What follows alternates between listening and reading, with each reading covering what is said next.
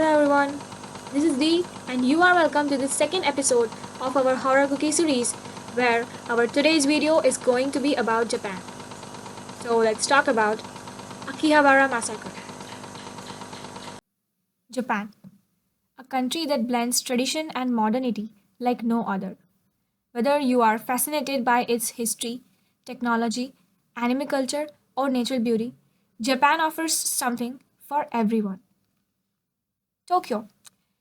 It is known as the heart of Japan, and it's also a city which is known for its safety, efficiency, and the vibrant culture.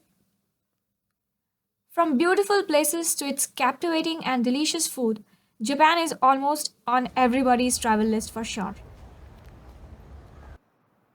Today's case is from the north of Tokyo, Aomori Prefecture. It is situated at the northernmost tip of Honshu Island, Japan, making it significantly further north than the capital city, Tokyo. In 1982, on 28th of September, Tomohiro Kato was born. Tomohiro Kato was born into a middle class family in Aomori Prefecture. His parents were strict and had high academic expectations from him. His father was an engineer and his mother was known for being harsh and controlling. Reports indicate that she forced him to study excessively and even taped his mouth shut to prevent him from speaking out against her authority.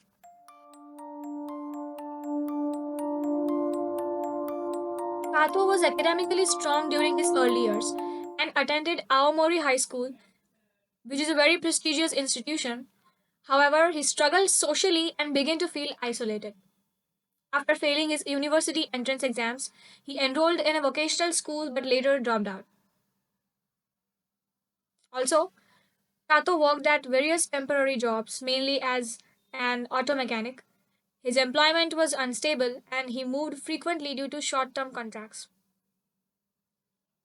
He faced financial difficulties, deepening his frustration and the sense of failure.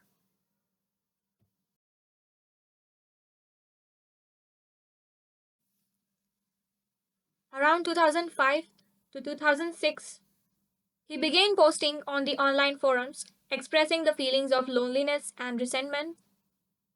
He also believed that society had abandoned him and was particularly upset about his lack of relationships.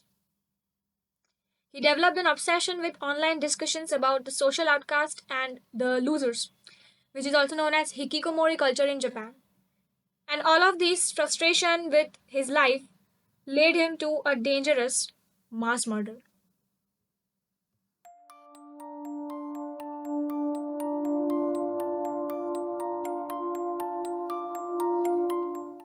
On 5th June 2008, 3 days before the attack, Kato rented a 2-ton Isuzu truck in Shizuoka Prefecture, where he was living and working as a temporary auto mechanic.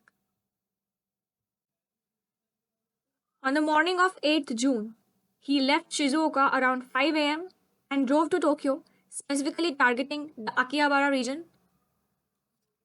And around 11 a.m., he reached Akihabara, a major hub for electronics, gaming, and otaku culture, known for having heavy pedestrian traffic, especially on the Sundays when the streets were closed to the vehicles. So here's a map shown on the screen. The incident happened exactly on the intersection of Kanda Myojin Dori Street and Chuo Dori Street in Akihabara, Japan.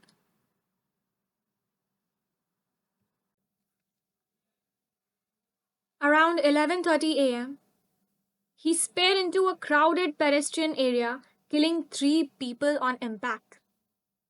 He exited the truck with a survival knife and began stabbing random passerbys, killing 4 more and injuring 10 others. Police subdued him within the minutes, but the damage was already done. And at the end, the total casualties included 7 killed and 10 injured. Some of the reports conclude that as he drove to Akihabara, he posted the updates on social media, that is, the time has come. I will kill people in Akihabara. I know these are very unsettling to listen. Also, the first reason is very obvious that why did he chose Akihabara as his attacking region is because Akihabara's popularity and weekend pedestrian zone, which made it an ideal location for mass casualties. Another reason that could justify the statement is that as a former anime and gaming enthusiast, Kato had once identified with Akihabara's otaku culture. So over the time, he grew to resent the community, seeing it as a place filled with people who had everything what he lacked. That is, companionship, purpose, and the belonging. Lastly, the third reason can be with the cars banned from the main streets on Sundays, pedestrians were vulnerable and concentrated in just one particular area, making his vehicular attack more dangerous. Since we have reached this far, let us take a look on the police investigations about this case. When the police subdued him, Kato showed no remorse. The attack left 7 people dead and 10 others injured. It was considered as one of the worst mass killing cases Japan has ever seen in decades. Japan, a country known for its strict gun and the weapon laws, was shaken.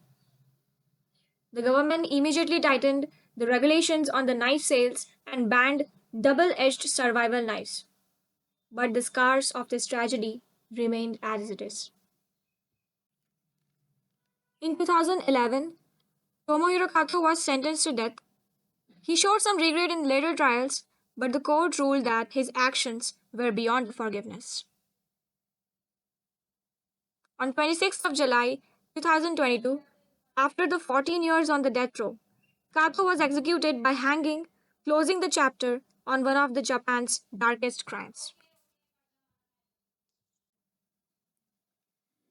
The Akihabara massacre was a wake-up call for Japan.